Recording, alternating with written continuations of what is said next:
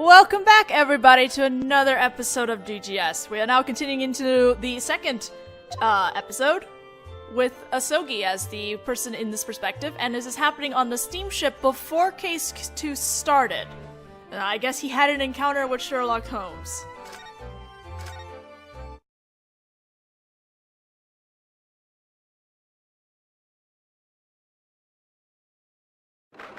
January 6, 6:23 p.m., the RMS Alucre, first class cabin, cabin 1.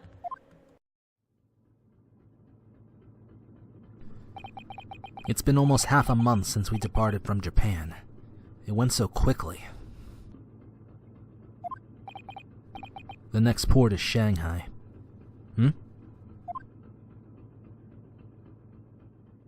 Knock, knock, knock. Donk, donk, donk. Who is it? Who could it be at this hour? A detective. Detective? To be a touch more specific, a famous detective. A detective? It couldn't be. In any case, would you mind opening this door? Right. Sorry.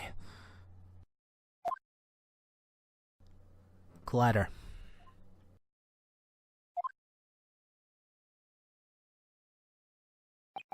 Has there been a crime? Wherever a famous detective goes, crimes are sure to follow. Yes, I myself am at the root of all sorts of evil. Not sure that's a good thing to claim, Sherlock. Right. He announced it without even batting an eye. Mere moments ago, aboard this very steamship, a vile theft took place. What? Did you know about the brief power outage that occurred a few moments ago?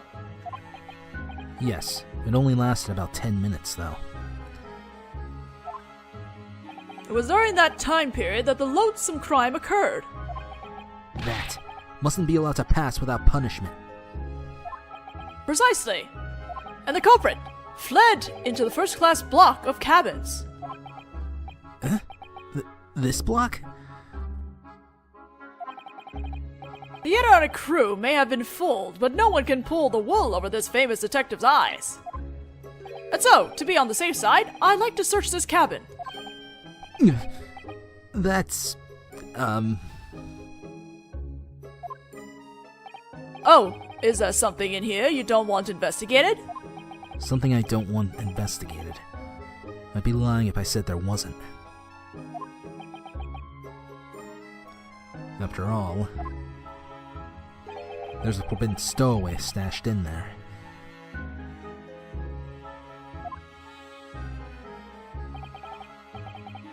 I'm the only one in this room. If you want to search somewhere, you might have better luck in the cabin next door, don't you think? Unfortunately, at the moment, the only occupied cabin in this first-class block is this one, cabin 1.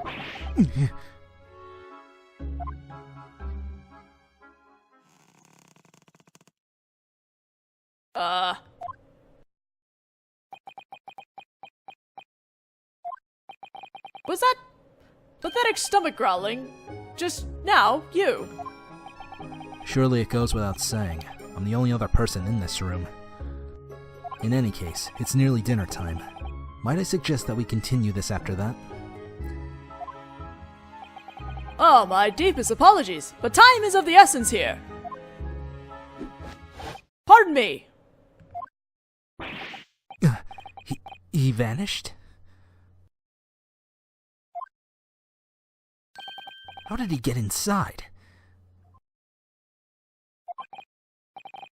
Let me see, if the culprit were hiding somewhere in this room, it would probably be inside this closet, huh? I'd like to have a look inside. Naturally, you don't have any objections, correct? I apologize, but I must protest. There's nothing suspicious in— Achoo! Achoo!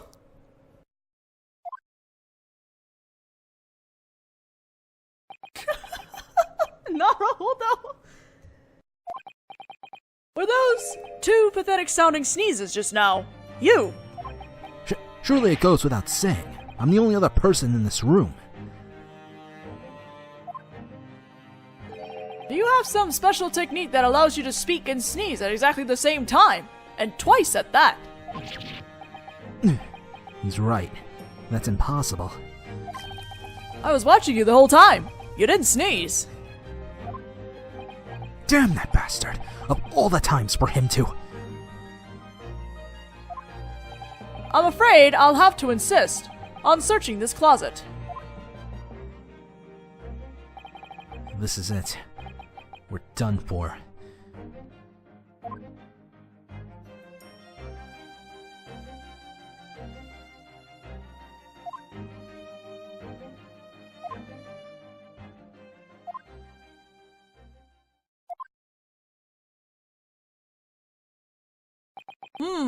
It appears there's no one in here after all. Eh? Is something the matter? No, it's nothing. What the heck is going on here? I'm positive he was holed up in that closet. Donka-donka-donk. Huh? Another guest?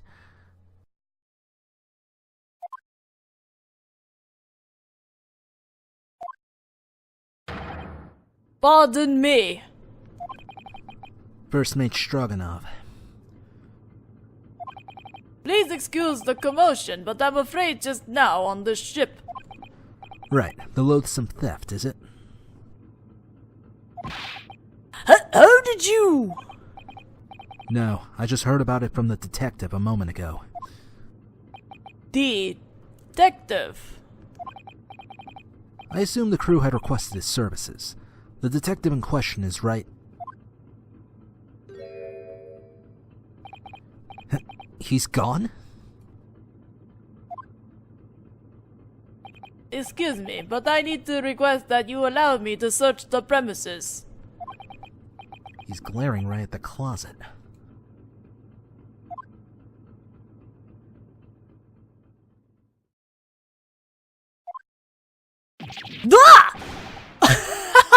Ah! Yes, it's me, folks! What were you doing hiding in my closet? What? I was merely investigating the possibility of hiding inside. If it were no longer than 5 minutes, it should be possible to conceal oneself in here. And yet he's been stuck inside for a week already. Is this man trying to say he isn't human? What the hell is wrong with you? Shh. All mysteries have just been unraveled by these famous detective eyes of mine. What? Don't tell me you... The person responsible for the loathsome theft was, just as I suspected, hiding inside that closet. Does that make you the culprit? Eh? Impossible! After all, that's... where my friend has been hiding all this time. And just how do you know that? It's elementary. He left definitive evidence of his presence. Yes. 3 bones. Ah! What's going on here? It's true. There really are some picked clean bones inside. And 3 of them at that. Damn it! We've been had! Curse that thief! He won't get away with this! Pardon me, detective, but may I ask you something? Certainly! What might that be? I welcome questions with open arms. What on earth was it that was stolen? Ha! I should think that's quite obvious. It was T-bone steak! Eh? T-bone? A short while ago, 3 steaks that were to be served for tonight's dinner were stolen. Thanks to some engine trouble, we lost power for about 10 minutes. the only light on the ship was provided by candles, but according to the victim, the chef, the culprit fled into the first class cabin block. So, we gave chase right away. But the culprit seems to have already vacated the premises. No? Observe the cabin door here. After the culprit finished eating the T-bone steaks in the closet, he hid in the shadow of the door that was open and allowed for your entry. Then, while we were occupied with this closet, he fled the cabin. What? Now then, folks, let us give chase. Follow me! What is it, first mate? What if the culprit hasn't escaped yet? Huh? What do you mean? Come now, sir. There's no point in playing dumb. You think it was me? That's right! If we assume that you are the thief, it explains everything. The thief vanishing into first-class cabin block. Bones hidden in the closet. All the clues point to you! Ridiculous! I'd never do such a... Yes, I know. You're not the thief. Huh? Why not? How do you know that? Listen up now, junior crewman. There are only two things in the world that you can trust. What? One is the words of the famous detective that stands before you, and the other is... I love it when he snaps his right on cue and stomach growls. The pitifully hungry cries of an empty stomach, see? Not again. When I arrived at this cabin, that empty stomach of his was making such a painful racket that I couldn't even have believably pretended not to have heard it. There's simply no way that he could still be that hungry after eating 3 T-bone steaks. Why do I, in spite of being innocent, have to suffer such humiliation?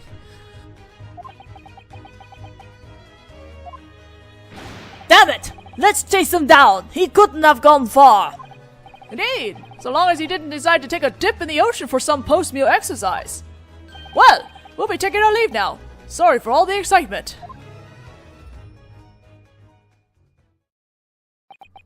Detective, one moment please. Yes? That was some impressive reasoning. Maybe you wouldn't mind telling me your name? Ah, I didn't introduce myself. I am, rather, the one and only Sherlock Holmes. I'm Asogi Kazuma. I'm on my way to Great Britain as an exchange student. Mr. Asogi, hmm? Ah, right. I forgot to mention. Yes? I just thought I should warn you. Smuggling living creatures onto the steamship is strictly forbidden. Make sure you keep the one huddled under the bed well hidden. Ah, under the bed. Now then, I bid you good evening, Mr. Asogi.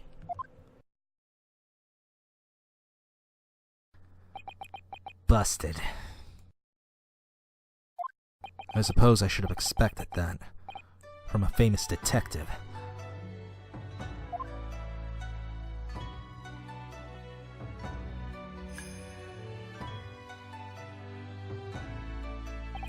So then... when the hell did you get under the bed? I love these two. When you opened that closet, I thought we were done for. Yeah, it was all thanks to you. Me? You distracted him for a moment, right? You were saying something along the lines of, you should check the cabin across the hall. Oh, you're right. He was looking toward the hallway then, wasn't he? I wasn't able to get a look at the detective, but basically I thought, this is my chance. And the next thing I knew, I was under the bed. You had me really worried for a second there. Honestly. In any case, what was all that about T-bone steaks? I'm really sorry. I was just so incredibly hungry.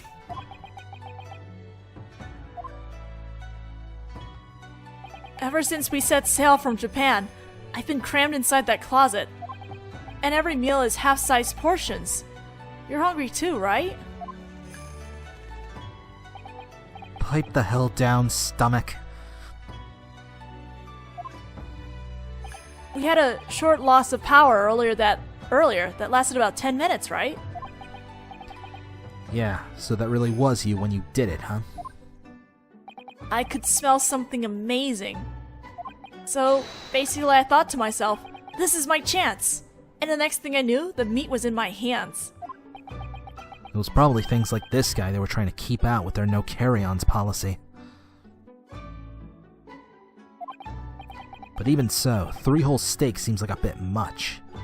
As a voice actor, I would just like to say 3 steaks is absolutely nothing to me.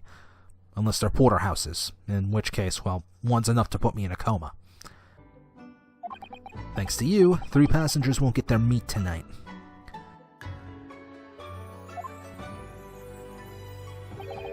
It was 1. Eh? I only took 1 T-bone steak from the kitchen. What? I'm not that cruel, you know. If I'd stolen 3, I would have left at least 1 for you. Don't say it like I'm a dog that you're feeding. So then, who the heck took the other 2?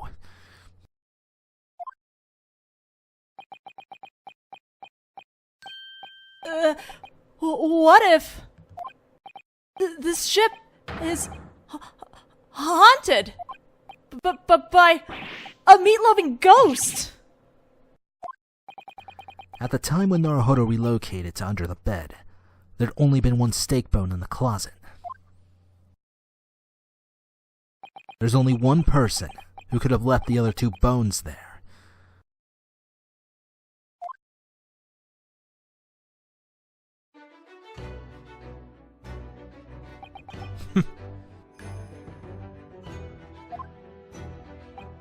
What's so funny?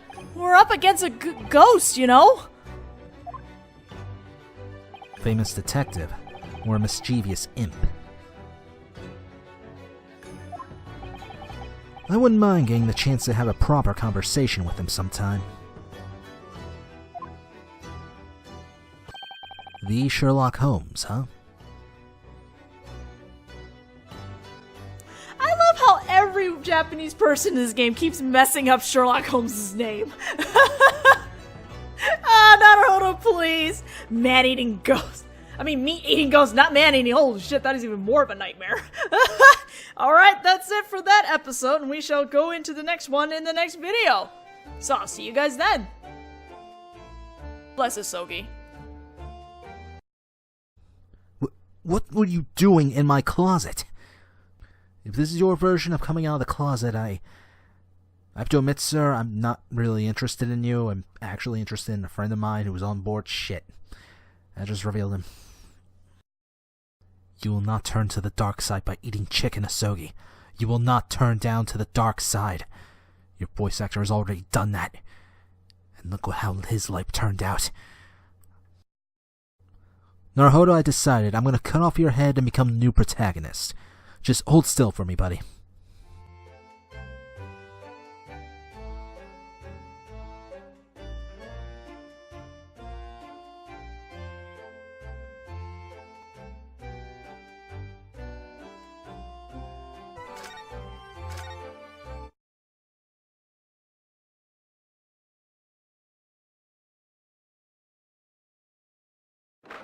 January 6, 6:23 p.m., the RMS Alucre, first class cabin, cabin 1.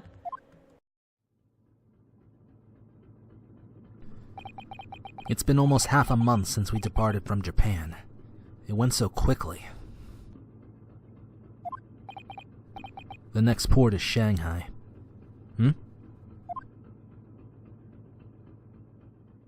Knock, knock, knock. Donk, donk, donk. Who is it? Who could it be at this hour? A detective. Detective? To be a touch more specific, a famous detective. A detective? It couldn't be. In any case, would you mind opening this door? Mere moments ago, aboard this very steamship, a vile theft took place. What? Did you know about the brief power outage that occurred a few moments ago? Yes, it only lasted about 10 minutes, though. It was during that time period that the loathsome crime occurred. That mustn't be allowed to pass without punishment. Precisely. And the culprit.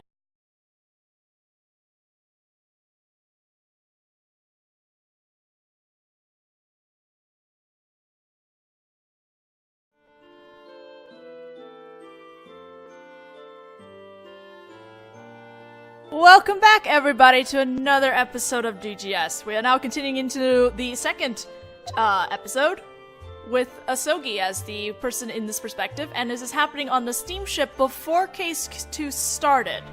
I guess he had an encounter with Sherlock Holmes. Right. Sorry. Collider.